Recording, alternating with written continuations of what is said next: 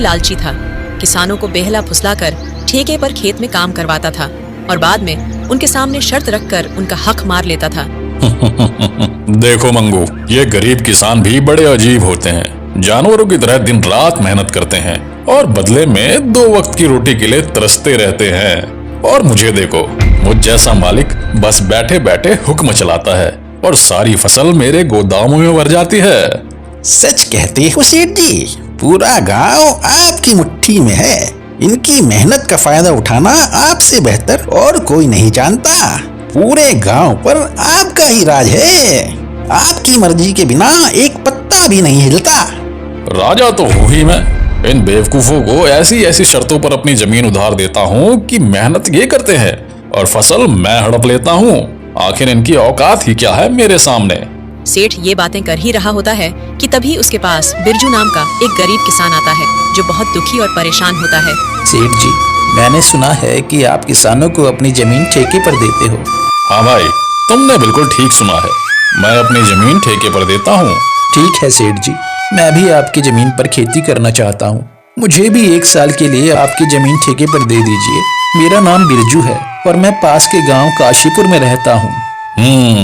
ठीक है बिरजू, मैं तुम्हें अपनी जमीन ठेके पर तो दे दूंगा, पर उसके लिए मेरी कुछ शर्तें सुन लो। ठीक है सेठ जी, बताइए क्या शर्त है।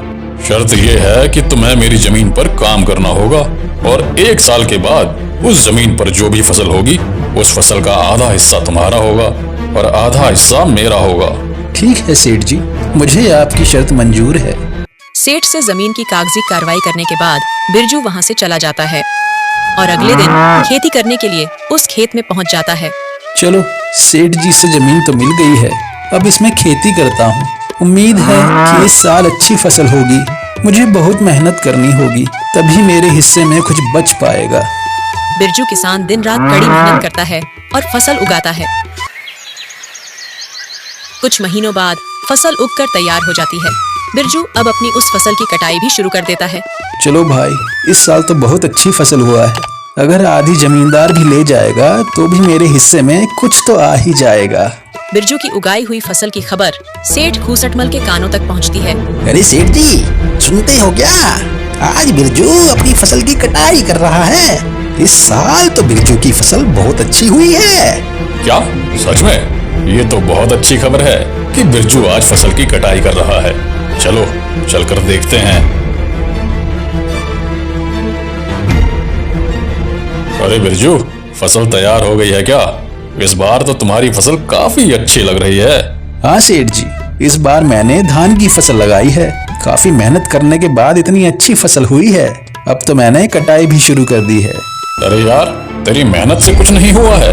ये तो मेरी उपजाऊ जमीन का कमाल है। तुम्हारी मेहनत हो या ना हो, फसल तो होगी ही। सेठ जी, खेत भले ही उपजाऊ हो, लेकिन अगर वहाँ मेहनत नहीं होगी तो फसल कैसे होगी? मैंने बहुत मेहनत की है इस पर। ज्यादा मत बोल बिरजू, मेहनत तो किराए के मजदूर भी करते हैं। असली कमाई का हकदार वही है जिसकी जमीन है। शर्त के मुताबिक अब जल्दी से मेरे हिस्से की आधी फसल निकाल, ताकि मैं चलूं यहाँ से। मुझे और भी काफी काम है। ये कहकर सेठ बिरजू से अच्छी फसल लेकर चला जाता है और खराब फसल बिरजू के पास छोड़ देता है, जिसे देखकर बिरजू मायूस हो जाता है। हे ऊपर वाले, इतनी मेहनत करने के बाद बस इतनी सी फसल मेरे हाथ आई है। धिक्कार है ऐसी जिंदगी पर। आखिर कब तक दूसरों के इशारों पर नाचता रहूंगा? भगवान, कब मेरी अपनी जमीन होगी? बिरजू इसी तरह अपनी जिंदगी काट रहा था।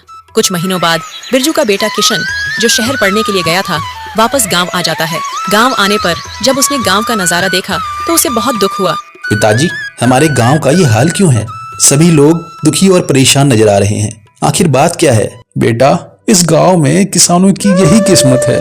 सेठ खूसटमल जैसे लोग हमारी मेहनत का फायदा उठाते हैं। मेहनत हम करते हैं और फल सेठ खूसटमल जैसे लोग खा जाते हैं। हमारे पास ना अपनी जमीन है ना अधिकार, बस मेहनत करते हैं और भूखे रहते हैं। किसानों की यह स्थिति सुनकर किशन बहुत दुखी हो जाता है और गुस्से में आ जाता है। पिताजी, आप चिंता मत कीजिए, अब ये अन्याय और नहीं चलेगा। आज से मैं खेती करूंगा और उस लालची सेठ खूसटमल को उसी की शर्तों में उसकी चालाकी का जवाब दूंगा। अगले ही दिन किशन सेठ खूसटमल के घर पहुंच जाता है। कहो किशन, क्या बात है? सेठ जी, पिताजी की जगह इस बार मैं खेती करूंगा। मुझे ठेके पर कुछ जमीन चाहिए। क्या बात है, अब तुम खेती करोगे? जाओ भी, अभी तुम्हारे अंदर इतना दम नहीं है बच्चे। पढ़े लिखे लड़के खेती के तो किसान का बेटा ही ना, खेती किसानी मेरा धर्म है। चल ठीक है, मान लेता हूँ।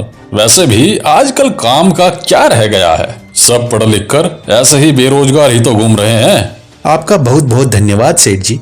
अरे धन्यवाद बाद में दे देना, पहले मेरे नियम और शर्तें तो सुन लो। क्या शर्त है सेठ जी, बताइए। सेठ खुसटमल, यह तो बच्चा है। इस बार इसे कुछ ऐसी शर्त बताता हूँ जिससे इसकी सारी फसल मेरी हो जाएगी। वैसे भी इसका पिता बिरजू हर साल धान की फसल लगाता है, तो ये बेवकूफ भी धान ही लगाएगा। अच्छा किशन सुनो, तुम जो भी फसल लगाओगे उसका आधा मैं रखूंगा और आधा तुम रखोगे, लेकिन ऊपर का हिस्सा मैं रखूंगा और नीचे का हिस्सा तुम्हारा होगा। अगर मेरी ये शर्त मंजूर है तो बोलो। ठीक है सेठ जी, मुझे आपकी शर्त मंजूर है, ऐसा ही होगा।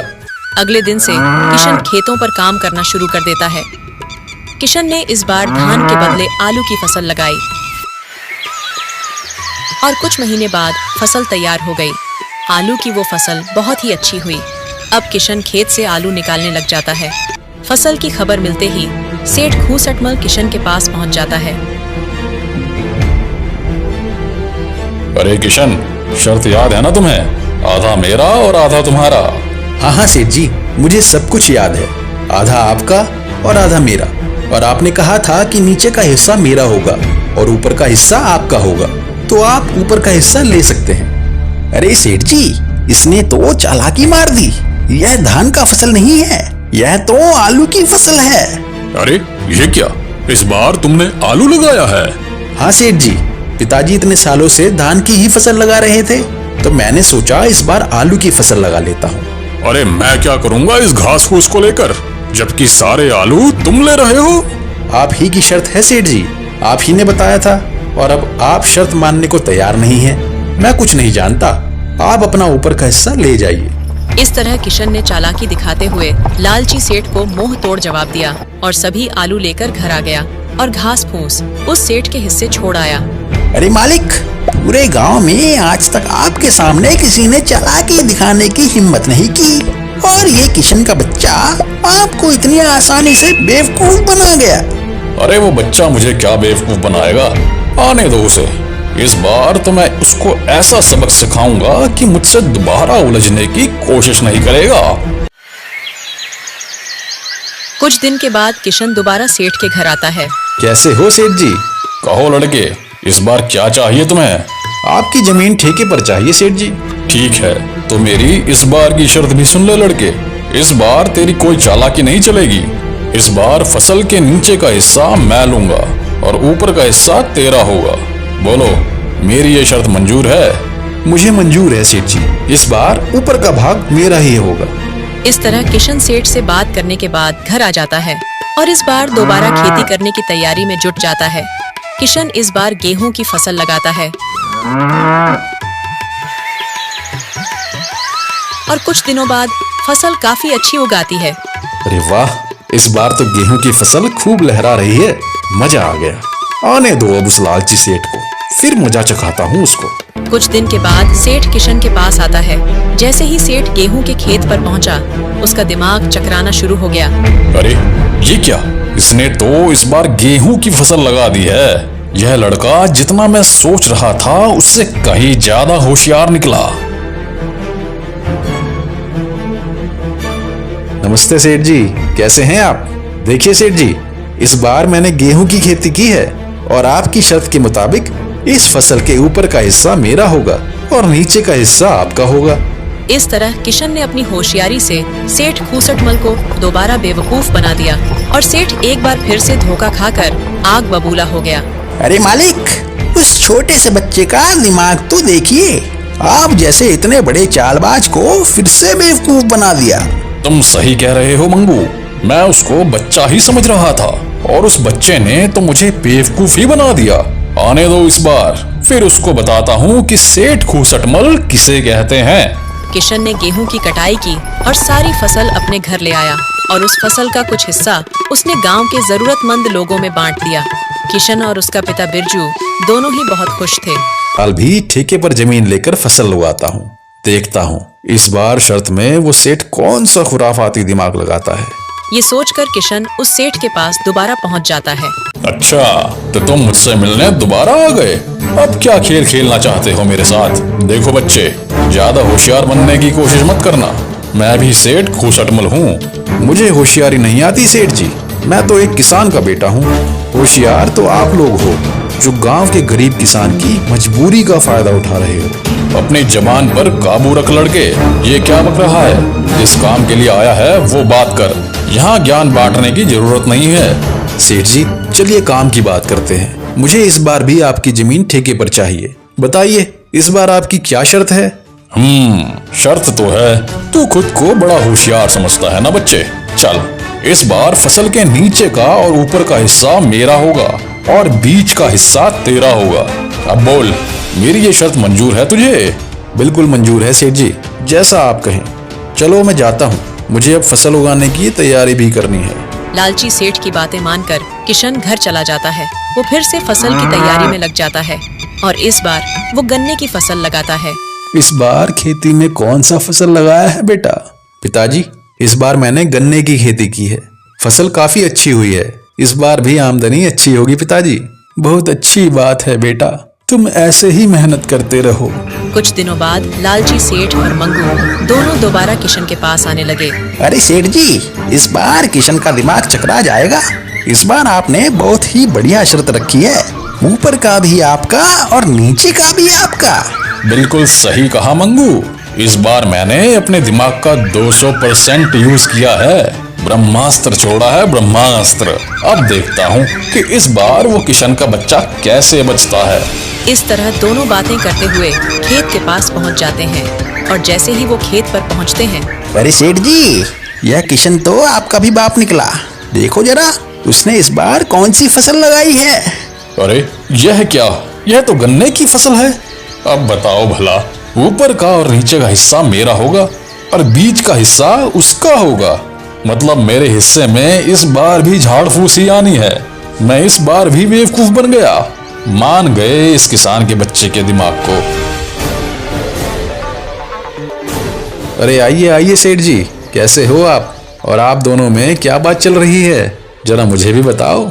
अच्छा, एक तो चोरी, ऊपर से सीना जोरी। तुमने मुझे इस बार भी बेवकूफ बना दिया। मैं भला आपको क्या बेवकूफ बनाऊंगा सेठ जी? आप तो दुनिया को बेवकूफ बनाते हो।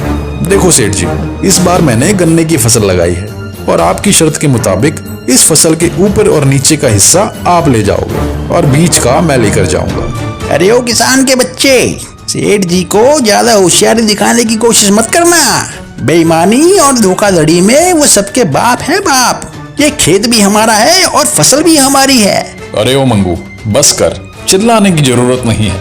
शायद यह हमारी ही करनी का फल है। मैंने भोले भाले इन किसानों को बहुत ठगा है। आज पहली बार हमसे किसी ने पंगा लिया है और इस लड़के ने मेरी आंखें खोल दी है। मैं समझ चुका हूँ कि अब मैं किसी किसान को परेशान नहीं करूंगा। सबकी मेहनत का बराबर पैसा दूंगा और जितने भी किसानों की जमीन मेरे पास गिरवी है, मैं वो सब वापस कर दूंगा। सेठ जी, आपने बहुत अच्छी बात कही है। एक किसान दिन रात मेहनत करता है अपने लिए, अपने परिवार के लिए। ना कभी अच्छे कपड़े पहन पाता है और ना ही कभी अच्छा खाना खा पाता है। दिन रात दूसरों का पेट भरने के लिए वो अपना पेट जलाकर मेहनत करता है। ऐसे में इनको तरसाना ठीक नहीं है। इनका हक तो इनको मिलना ही चाहिए। इस तरह किशन अपनी मेहनत और चतुराई से उस लालची सेठ को सही रास्ते पर ले आया और सेठ ने सभी किसानों की जमीन और पैसा उनको वापस कर दिया। उस दिन के बाद उस गांव के सभी किसान खुशी खुशी रहने लगे। दोस्तों, कहानी अच्छी लगी तो लाइक जरूर करें और ऐसी ही मजेदार